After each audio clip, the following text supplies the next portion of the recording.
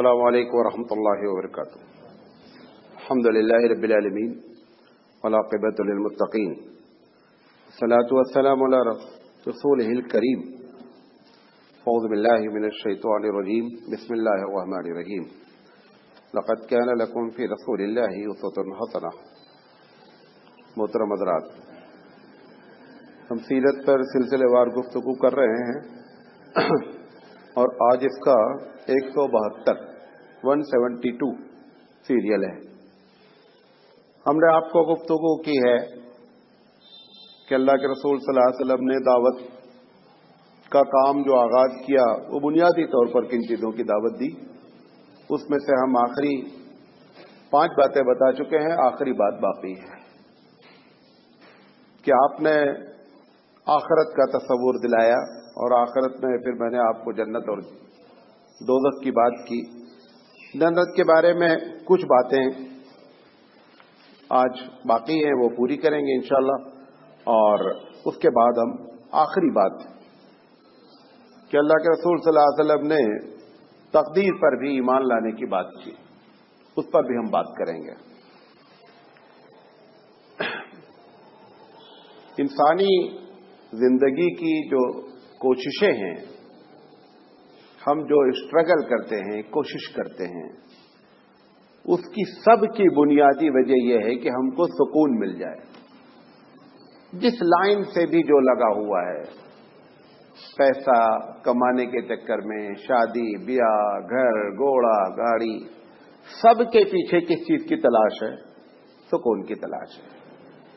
پروردگار عالم نے یہ لطف اور کرم فرمایا ہے کہ بغیر کوشش کے وہ سکون جنت میں میسر ہوگا.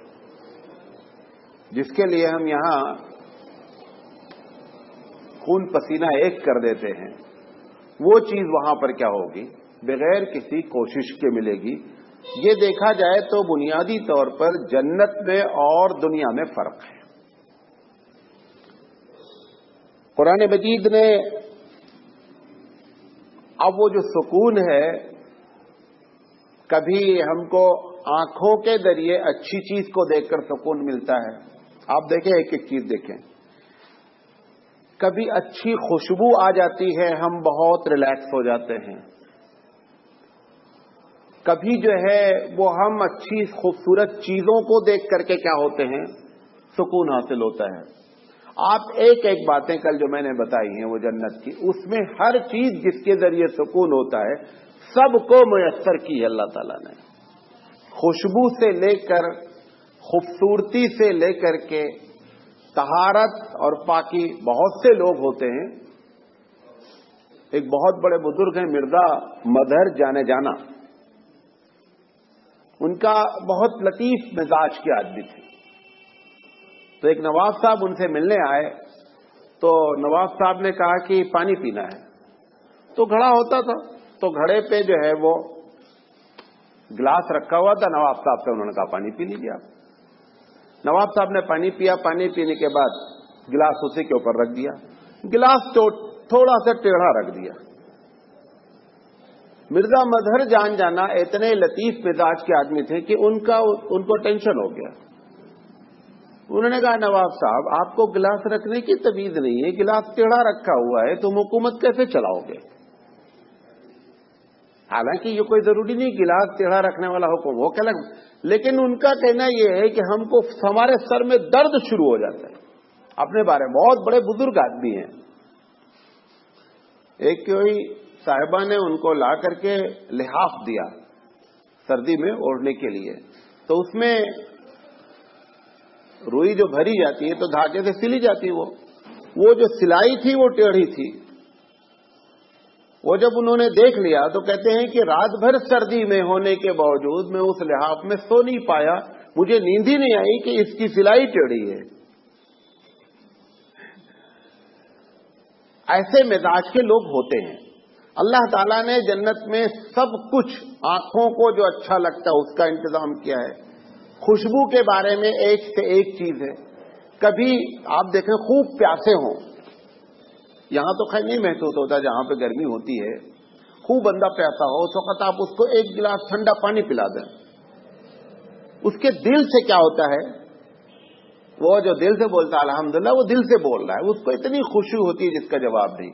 تو پروردگار عالم نے جس ذرائع سے انسان کو خوشی اور سکون میسر ہوتا ہے، وہ سارا کا سارا جنت میں کیا کر رکھا ہے؟ اس نے اکٹھا کر رکھا ہے۔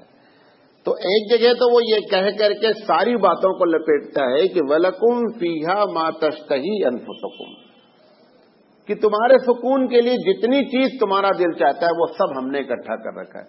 پھر اگر قرآن کا مطالعہ کیا جائے تو ایک ایک چیز کا بھی ذکر اس نے کر رکھا ہے جنت کے بارے میں، کہ جنت کی خوبصورتی ایسی ہوگی جو آنکھوں کو اچھی لگے، جنت میں جو مشروبات ہوں گی وہ اتنی اچھی ہوں گی کہ وہ میٹھی بھی ہوں گی، خوشبودار بھی ہوں گی اور فریش بھی ہوں گی۔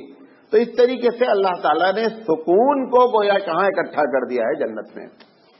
اسی لیے اس دنیا میں ہر آدمی کو، وہ آپ کتنا بھی سکون تلاش کریں، کوئی نہ کوئی ٹینشن ہر آدمی کو لگا ہوا ہے۔ ہر آدمی دنیا کا جس کو ہم بہت زیادہ سمجھ رہے سکون سے ہے، وہ ہم سے بہت زیادہ ٹینشن میں ہے۔ وہ بولتے نہیں، ہم سے بولتا نہیں ہے وہ، لیکن وہ اندر سے ہم سے زیادہ ٹینشن میں ہے۔ بعض لوگ شادی وادی میں اتنی چیزیں تلاش کرتے ہیں لڑکی کے لیے، لڑکے کے لیے، کہ وہ ساری صفت جنت میں ہی اکٹھا ہو سکتی ہے۔ دنیا میں رہنا ہے، کچھ نرم گرم، اونچ نیچ 19-20 کر کے ہی گاڑی چل پاتی ہے۔ اور یہ بھی اللہ تعالیٰ کا فضل ہے کہ وہ سکون پورا اگر دے دینا تو ہم خدا ہی بن جائیں دوسرے دن۔ تھوڑا سے پیسہ زیادہ دے دیتا، پھر دیکھیے ہماری چال بدلتی ہے، ہماری ڈھال بدلتی ہے، ہماری بات کا انداز بدلتا ہے، ہمارا اٹھنا بیٹھنا بدلتا ہے، ہمارے دوست احباب بدلتے ہیں۔ بامبے میں جن لوگوں کے پاس مرسڈیز ہے، مرسڈیز آرگنائزیشن ایک الگ سے ٹیم ہے جو صرف مرسڈیز والے اکٹھا ہو کر پکنک کرتے ہیں۔ گرچہ عرب دنیا کے لیے، یورپ کے لیے کوئی بڑی چیز نہیں مرسڈیز، لیکن بامبے میں جو پارٹیاں ہوتی ہیں تو مرسڈیز بینز کی پارٹی کے الگ فرینڈز ہیں، وہ سارے مرسڈیز والے ہیں۔ تو اس طریقے سے دنیا میں الگ الگ چیزیں لوگ سکون تلاش کرتے ہیں۔ اللہ تعالیٰ کہتا ہے کہ اس دنیا میں سب کچھ نہیں مل سکتا ہے، جو تم کو ملنا ہے سارا سب کچھ کہاں ملے گا؟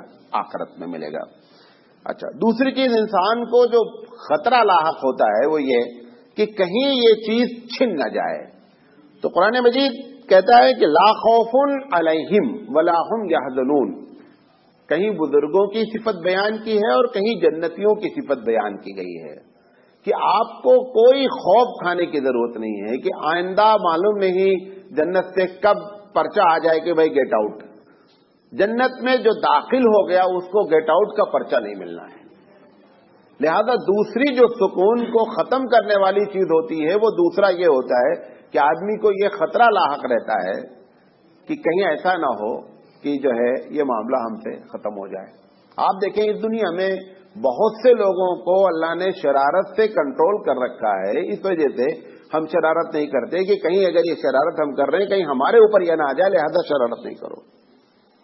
ہم کسی سے کبھی بدلہ نہیں لیتے، اگر ایک لے رہا ہے جو نہیں لے رہا ہے، ایک تو اللہ کا خوف، دوسرا یہ کہ اگر کہیں ہم یہ کریں گے تو کہیں ہمارے ساتھ ویسا نہ ہو جائے، اس خوف سے ایک بہت بڑا طبقہ برائی سے رکا رہتا ہے۔ تو اللہ تعالیٰ کہتا ہے کہ وہاں پر اس قسم کی کوئی بات نہیں ہوگی۔ آپ ایک مرتبہ جنت میں داخل ہو گئے تو داخل ہو گئے، یہ ایک الگ بات ہے، داخل ہونا آسان نہیں ہے۔ داخلہ جو ہے وہ بہت مشکل سے ہے، لیکن داخل ہو گئے تو کوئی وہاں پر اندر کا جو ماحول ہوگا، آپ دیکھیں قرآن مجید کہتا ہے لہم دار السلام، کہ یہ سلامتی کی جگہ ہے، قیلا سلامن سلاما، وہاں پر ہر وقت جو گن گائے جائیں گے، جو گیت گائے جائیں گے، جو تسبیح پڑھے جائیں گے، ان میں دو ہی طریقے کی ساری جگہوں سے یہ باتیں آوازیں آتی رہیں گی۔ آپ نے دیکھا ہے بڑے بڑے جو محلات ہوتے ہیں، آج کل تو جو بڑی بڑی سپر مارکیٹ بھی ہوتی ہے تو اس میں بہت لائٹ میوزک لگا دیتے ہیں، دیکھا ہے؟ سنا نہیں؟ دیکھا کرو، یہ سب بھی دیکھا کرو، تب جنت کی اصل حقیقت معلوم ہوگی۔ تو وہ لائٹ میوزک جو رہتی ہے وہ بہت دھیرے دھیرے چلتی رہتی ہے، وہ 24 آورس ہوتی ہے۔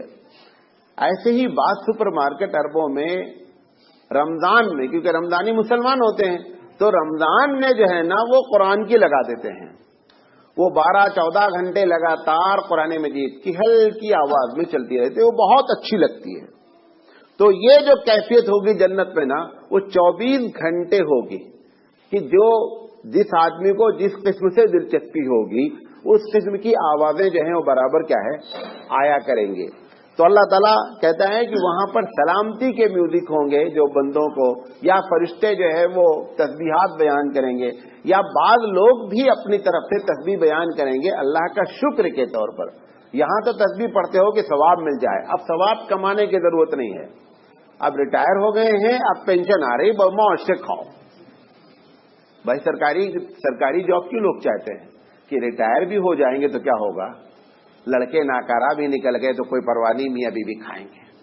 وہ اسی لیے 10 لاکھ روپے رشوت دے کر کے سرکاری جاب میں جانا چاہ رہا ہے، بڑھاپے کو سوچ کر کے۔ لیکن جنت کا بڑھاپا بھی سوچو، وہاں تو بغیر رشوت کے معاملہ ہے، اس میں تو آسانی سے اللہ تعالیٰ کی رضا حاصل کر لینا ہے، اور بڑھاپا بہت آسانی سے گزرے گا وہاں، گرچہ بوڑھے نہیں رہیں گے، کنٹینیو پینشن ہے۔ یہاں تو پینشن میں یہ بھی خطرہ ہے نا، اب اس کو پینشن والے کو یہ رہتا ہے کہ میں پہلے مرنا، بیوی بعد میں مرنا تاکہ ٹرانسفر ہو جانا، ہر جگہ وہ اس کو مفاد اس کا وابستہ رہتا ہے۔ بہرحال یہ انسانی کمزوریاں ہیں، میں نہیں کہہ رہا ہوں یہ کوئی ناجائز ہے، لیکن یہ ساری چیزیں ہمارے اندر پائی جاتی ہیں۔ قرآن مجید دوسری جگہ لا یسمعون فیہا لغوا الا سلاما، کہ وہاں پر کوئی بیہودہ باتیں نہیں ہوں گی۔ بیہودہ باتیں سے مراد لڑائی جھگڑا بے تکی بات، کیونکہ یہ آپ کو بتایا تھا نا کہ سارے شیل نکال دیے جائیں گے، وہ جو کام کرتے ہیں نا حسد کے، غیبت کرنے کی ضرورت کیا ہے، سمجھے نہیں؟ ایک بہت سب سے بڑی بات تو آدمی کو ماشاءاللہ جب 70 ہو رہے ہیں اور 75 ہو رہے ہیں اور 100 ہو رہے ہوں گی، اتنا بزی رہے گا دوسرے کی غیبت کرنے کی ضرورت ہی نہیں ہے، سمجھے نہیں؟ ایک بہت بڑا جو ہے وہ معاملہ اس سے ہوگا، پھر بازار ہوگی، آپ کو بتایا، پھر بات آپس میں اللہ کی تسبیحات بیان کی جائیں گی، پھر لوگوں پشتہا پشت کے رشتہ داروں سے ملاقاتیں ہوں گی، ان کو لوگ وزٹ کریں گے، تو یہ ساری کیفیت میں وہاں دوسری چیزوں کی کوئی ضرورت ہے ہی نہیں۔ اس میں سب سے اعلیٰ مقام جو حاصل ہوگا وہ اللہ تعالیٰ کا دیدار ہوگا، اللہ تعالیٰ سے قربت حاصل ہوگی۔ بعض صحابہ یہ بیان کرتے ہیں کہ اللہ تعالیٰ کو بالمشاہدہ جو دیکھیں گے، وہ تو ایک دیکھنے کا دن جمعہ کا خاص متعین ہونے کے ساتھ ساتھ بھی ویسے بھی بندہ جو ہے وہ اللہ تعالیٰ سے بہت قریب ہوگا، تو اس قربت کا سب سے زیادہ اس کی وہ نعمت ہے، اس نعمت کا سب سے زیادہ اس کو کیا ہوگا، احساس ہوگا۔ اور اللہ کا دیدار حقیقت میں دنیا اور آخرت کی سب سے بڑی کیا ہے، نعمت ہے۔ اچھا، سکون کو غارت کرنے والی چیز گندگی بھی ہے۔ اللہ کے رسول نے فرمایا ہے کہ جو کھائے گا نا، وہ کھانے کے بعد ایک ڈکار آئے گی اور سارا کھانا ڈائجیشن سسٹم کو بدل دیا جائے گا۔ وہ کھانا ڈکار سے پورا کا پورا، کیونکہ اگر ہضم نہیں ہوگا تو پھر مزید کھانے سے کیا، مزید کھانا بھی تو ہے، تو اس کھانے کے لیے ڈکار کا سسٹم اللہ کے رسول فرمایا کہ ڈکار آئے گی، سارا کھانا ہضم ہو جائے گا۔ اور پسینہ جو نکلے گا، پسینہ بھی نکلے گا، پسینہ میں مشک کی خوشبو ہوگی۔ اور جو بیویوں کے بارے میں کہا گیا ہے کہ وہ ازواج مطہرہ، پاک بیویاں ہوں گی، یہاں پہ جو ناپاکی کا مسئلہ ہوتا ہے وہ کوئی مسئلہ نہیں ہوگا، لہذا بیویاں پاک ہوں گی۔ اچھا، آدمی کو جگہ سے، کپڑے سے، تمام چیزوں سے گندگی سے نفرت ہوتی ہے، تو حدیث میں جو ذکر کیا جاتا ہے وہ جنت کو ایک دم صاف ستھری جگہ، جہاں پر ذرہ برابر کی، حتیٰ کہ حضور نے فرمایا کہ لوگوں کو ناک بھی نہیں نکلے گی، بلغم بھی نہیں آئے گا، یہ ساری گندگیاں ہیں، وہ سب ہم لیے پھرتے رہتے روزانہ، وہاں پر ایسی کوئی چیز نہیں ہوگی۔ یہ تو اللہ تعالیٰ کا ایئر ٹائٹ سسٹم ہے کہ ہر آدمی 2-2.5 کلو لے کے پھر رہا ہے، لیکن اللہ نے ایسا ایئر ٹائٹ سسٹم رکھا ہے کہ وہ ہم کو محفوظ کیے ہوئے، اگر وہ ایئر ٹائٹ سسٹم کھل جاتا ہے تو پھر دیکھو کیا ہوتا ہے۔ یہ رب ذوالجلال کا کمال ہے، لہذا اس سسٹم کو وہاں پہ چینج کیا جائے گا، اور کرنے کے بعد انسان جنت جو ہے وہ ایک دم پاکی کی بہترین جگہ ہوگی۔ شراب میں بدبو ہوتی ہے، شراب میں بدبو ہوتی ہے، زیادہ تر شراب میں بدبو ہی ہوتی ہے، قرآن نے جہاں جہاں شراب کا ذکر کیا ہے، کہیں کہا ہے کہ وہ شراب میں ختامہ مسک، اس کے اوپر جو سیل لگی ہوگی، کیونکہ آپ کو معلوم ہے کہ شراب کھل جانے کے بعد ویلو شراب کی کم ہو جاتی ہے، اس لیے جو ہے شراب پیک ہونا چاہیے۔ تو قرآن مجید کہتا ہے کہ وہ جو پیک ہوگی، وہ جو سیل ماری ہوگی نا، وہ مشک کی سیل ہوگی۔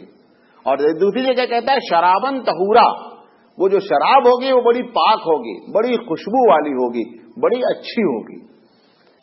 بہرحال یہ جنت کے بارے میں کچھ باتیں تھیں جو باقی رہ گئی تھیں۔ آج ہم جو بات آپ سے کرنا چاہتے ہیں ہے بہت سینسیٹیو بات، یہ تقدیر والی۔ ایک تو آپ سے اپیل کر رہے ہیں، میں جتنی بات کہوں گا ابھی، آپ مجھ سے اس کے بعد اس کے بارے میں کراس کوسچن نہیں کریں گے، نہیں سمجھے بات؟ ہو سکتا ہے کہ میں جو باتیں آپ کو کہوں اس پہ آپ کے دماغ میں کراس کوسچن اٹھے، میرے پاس اس کا جواب نہیں ہے، میں پہلے سے سرنڈر اپنے آپ کو کر رہا ہوں۔ جتنا میں نے سمجھا ہے وہ آپ کو سمجھانے کی ہم کوشش کریں گے، ٹھیک ہے؟ حضرت عائشہ صدیقہ رضی اللہ تعالی عنہ فرماتی ہیں کہ جو آدمی تقدیر کے بارے میں زیادہ سوال کرے گا، قیامت میں بھی اس سے زیادہ سوالات ہوں گے۔ لہذا آپ بھی کوشش کریں کہ اللہ کے رسول پر ایمان لانے کی بات کریں۔ اگر سمجھ میں نہیں بھی آتا ہے تو دعا کریں کہ ہمارے رسول نے کہا ہے لہذا سچی ہے، چاہے ہماری کھوپڑی میں اترتا ہے اور چاہے نہیں اترتا ہے۔ ایک بات۔ دوسری چیز، میں جو بیان کروں گا، میں نے جو سمجھا ہے میں آپ کو سمجھانے کی کوشش کروں گا۔ اگر آپ کے سمجھ میں آ جاتا ہے تو بہت اچھی بات ہے، نہیں سمجھ میں آتا ہے تو ابھی اچھی بات ہے۔ آپ مجھ سے نہ بعد میں نہ ٹیلی فون پر کریں گے یہ سوال، اس ٹاپک پر نہیں کریں گے کہ مولانا آپ کی فلاں بات سمجھ میں نہیں آئی، میرے پاس اس کا جواب نہیں ہے، جو بات آپ کی سمجھ میں نہیں ہے، ٹھیک ہے؟ اچھا، یہ جو تقدیر کا معاملہ ہے، تقدیر کا مسئلہ اللہ نے ایمان کے دائرے میں ڈالا کیوں ہے، پہلے اس کو سمجھ لیں۔ ہم جب کسی چیز میں کام، غور سے سنیے گا ورنہ یہ سب باؤنسر جائے گی۔ ابھی تک وہ عورتوں والی بات تھی، ادھر ادھر سے پکڑ لیتے تھے، آپ اس کو نہیں پکڑ پائیں گے، اس میں آپ کو ہمارے ساتھ رہنا ہے۔ جب ہم کامیاب ہو جاتے ہیں کسی چیز پر تو انسانی مزاج ہے کہ اگر اس کا کریڈٹ آپ خود لیں گے تو آپ متکبر ہو جائیں گے، نہیں سمجھے بات؟ آپ دیکھیں ایک کرکٹ کا پلیئر جس کو اللہ اور رسول نہیں معلوم ہے، جب وہ ایک چھکا مارتا ہے تو اپنے ہاتھوں کو ایسے کرتا ہے، کیا بتاتا ہے کہ یہ میرا دم ہے، یہ تکبر کی علامت ہے۔ اور پروردگار عالم کو تکبر جو ہے وہ سب سے زیادہ گھناؤنا اور سب سے زیادہ ناپسند ہے۔ اگر تقدیر کے مسئلے کو ایمان کے دائرے میں نہیں داخل کرے گا تو بندے کے متکبر ہونے کے چانس ہیں جب وہ کامیاب ہوگا۔ اتنی بات سمجھے؟ لہذا اللہ کا یہ احسان ہوا کہ اس نے اس پر اپنے نبی کے ذریعے ہم سے کہا کہ آپ اپنی کامیابی پر تکبر اور فخر کرنے کے بجائے یہ بات کہیں کہ یہ اللہ کی رحمت ہے، گر کے ہم نے محنت کی ہے، محنت ہم نے کی ہے، لیکن اگر رحمت نہیں ہوتی تو یہ ہم کو کامیابی نہیں مل سکتی، وہ چاہے چھکا ہو اور چاہے ملین درہم اور ملین ڈالر اور ملین روپیہ آپ کو حاصل ہوا۔ جو کچھ بھی کامیابی امتحان میں آپ اچھے جو ہے اسکالر بن گئے، آپ انجینئر، ڈاکٹر، تاجر، جو کچھ بھی بن گئے ہیں اس میں رب کا فضل شامل ہے۔ اگر یہ آپ مانیں گے تو تکبر کے دائرے سے بچ جائیں گے، جب تکبر کے دائرے سے بچ جائیں گے تو رب کے غصے سے بچ جائیں گے۔ لہذا پروردگار عالم نے اپنے نبی کے ذریعے اس چیز کو اس نے کیا کہا کہ جو کچھ بھی دنیا میں ہو رہا ہے کامیابی، ابھی ہم برائی کی بات بھی کرتے ہیں، جو کچھ بھی اس دنیا میں کامیابی ہو رہی ہے یہ ہمارے رب کا فضل ہے۔ گاڑی نئی ہے، پیٹرول ڈالا گیا ہے، آپ کو سفر پہ پہنچنا ہے، ابھی بھی پہنچانا پروردگار عالم کے ہاتھ میں ہے۔ گاڑی کا نیا ہونا، آپ کی جیب میں پیسے ہونا، گاڑی میں پیٹرول ہونا ضروری نہیں ہے کہ آپ منزل پر پہنچ ہی جائیں۔ جس کے دماغ میں یہ بات آتی ہے کہ گاڑی نئی ہے، پیٹرول بڑا ہے، ڈرائیور فنکار ہے، اب میں آدھے گھنٹے میں پہنچ رہا ہوں، یہ پروردگار عالم کو پسند نہیں ہے. وہ کہتا ہے ابھی بھی پہنچانا میرے ذمہ ہے. یہ مسلمان کو اس طرح کے کیریکٹر کو ڈیولپ کرنے کے لیے تقدیر کے مسئلے کو رکھا گیا ہے. بات سمجھ میں آ گئی؟ اچھا، اب آئیے ناکامی. ایک بندہ فیل ہو گیا، ایک بندہ تجارت بڑے مخلص سے کیا، ایک تو وہ ہیں جو حرام سے شروع کرے ناکام ہو گئے، اس میں تو سمجھ میں آتا چلو حرام. ایک آدمی نے بڑے اخلاص سے، بڑے محنت سے، بڑے حلال کا پیسہ لگایا اور فلاپ ہو گیا. اس کے بارے میں ہمارے رسول نے ہماری تربیت کی کہ یہ تمہارا فیل ہونا بھی پہلے دن سے اللہ کے پاس ریکارڈڈ ہے، لہذا آپ اس کو بھی کس کی جانب ڈال دیں؟ اللہ کی جانب ڈال دیں. منافقین کو جب مدینے میں جب اللہ کے رسول جنگ پر نکلے تو منافقین بھی ساتھ ہو لیے. کچھ منافقین جو ہے وہ واپس ہو گئے، کچھ عذر پیش کیے. اتفاق سے جنگ میں مسلمان مارے گئے. یہاں پر انہوں نے بیٹھ کے کمنٹ کیا. کن لوگوں نے؟ منافقین نے، کہ تم لوگ اگر ہماری بات سن لیتے نا تو وہاں مارے نہیں جاتے، ہماری بات نہیں سنے نا دیکھ مارے گئے. اللہ نے جواب دیا، اللہ نے جواب دیا کہ اگر تم اپنے گھر میں بھی ہوتے تو بھی تم کو مقتل تک پہنچنا ہوتا. اگر موت تمہاری اس جگہ پر لکھی تھی تو اسی جگہ پہ مرنا ہے. ابراہیم علیہ السلام کا ایک واقعہ مشہور ہے کہ ابراہیم علیہ السلام کے پاس ملک الموت آئے انسانی شکل. ایک صاحب ان کے دوست بیٹھے ہوئے تھے تو ملک الموت ان کو بہت غور سے دیکھ رہے تھے. وہ تھوڑی دیر بعد چلے گئے تو ابراہیم علیہ السلام کے دوست نے پوچھا کہ حضرت یہ کون آئے تھے؟ کہا ملک الموت تھے. کہا ہم نہ بڑا غور سے دیکھ رہے تھے، کیا چکر ہے؟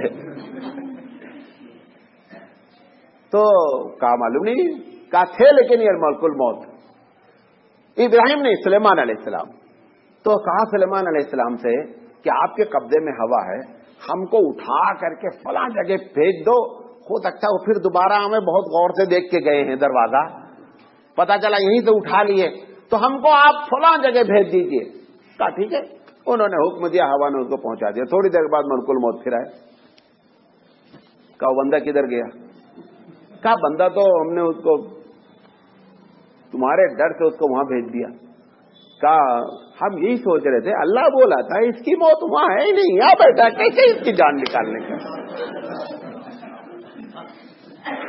اب یہ صحیح جگہ پہنچا، اب یہ صحیح جگہ پہنچا. ابھی ایک ہفتہ 10 دن پہلے کی بات ہے، پیپر میں آیا تھا کہ ایک آدمی ابو ظبی میں 40 سال سے رہ رہا تھا اور جب سے گیا تھا بیچارہ فیملی کو چھوڑ کر آیا نہیں. 40 سال کے بعد اس نے ارادہ کیا کہ اب میں گھر جانا ہے اور بہت کما لیے ختم. 40 سال میں ختم ہو چکا تھا وہ. اب وہ جس دن آنے لگا اس نے پارٹی کی کہ بھائی میں جا رہا ہوں، کہا سنا معاف کرنا اللہ حافظ. اس دن اس کا وہاں انتقال ہوا. کیوں؟ اس کا انتقال کیرلا میں نہیں لکھا تھا.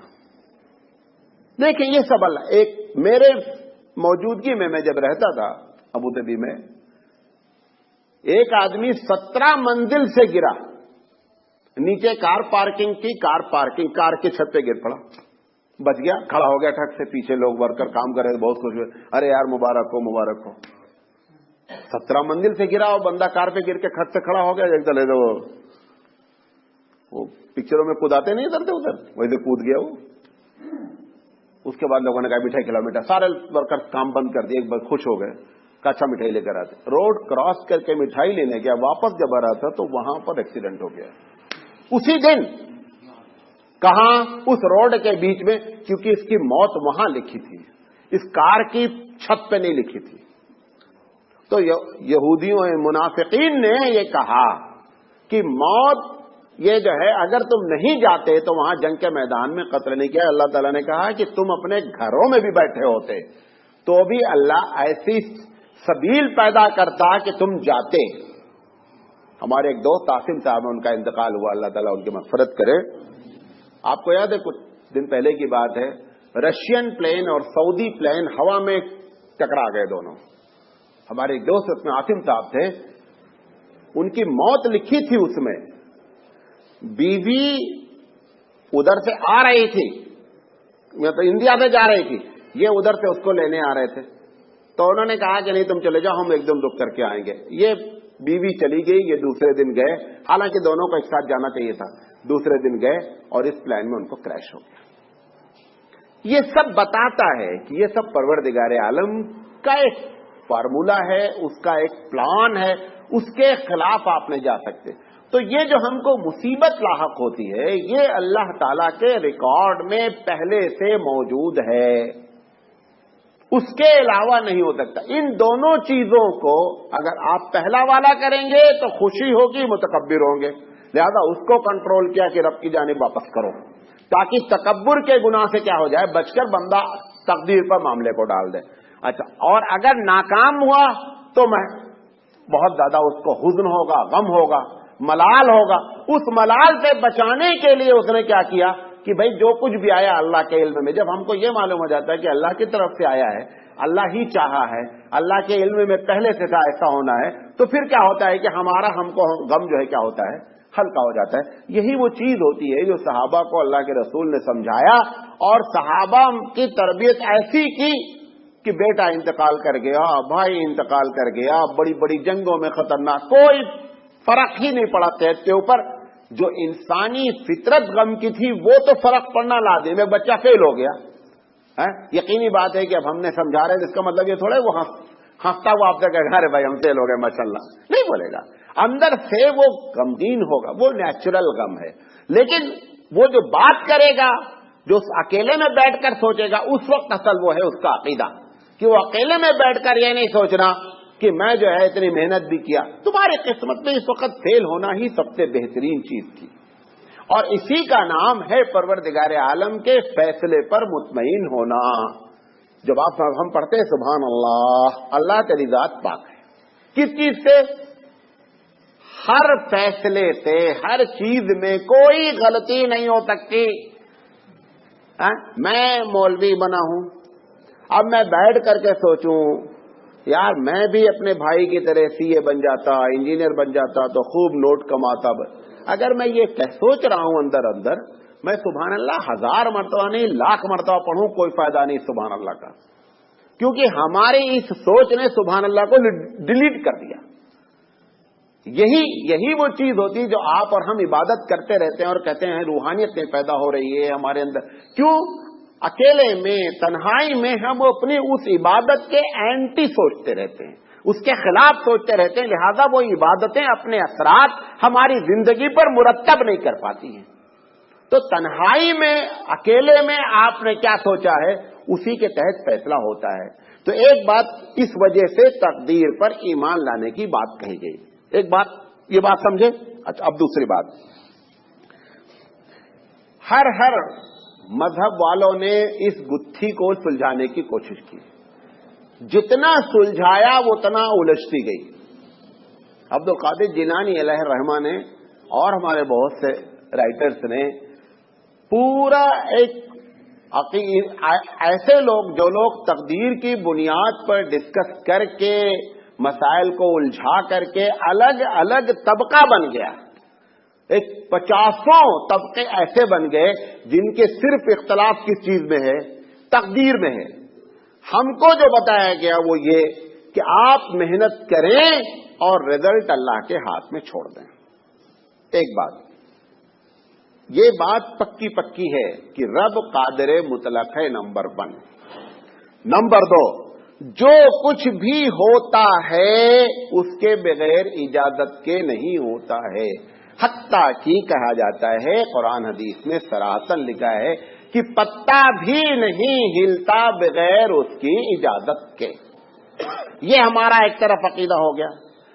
اب دیکھیے، اس اللہ نے جو قادر مطلق ہے، اس نے آپ کو مجبور کرنے کے بجائے، یہی بات کہنا چاہ رہا ہوں، اگر یہ سمجھا لے گیا تو پوری تقریر ٹھیک ہے.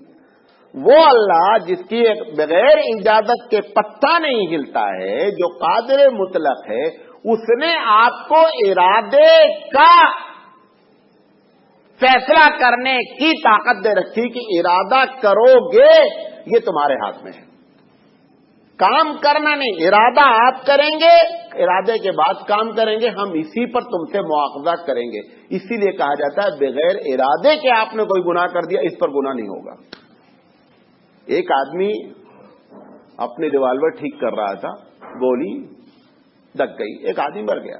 یہ مرڈر کیس دنیا والے بھلے مان لیں، رب ذوالجلال کے ریکارڈ میں یہ مرڈر کا کیس نہیں، کیونکہ اس مرڈر میں آپ کا ارادہ داخل نہیں ہے۔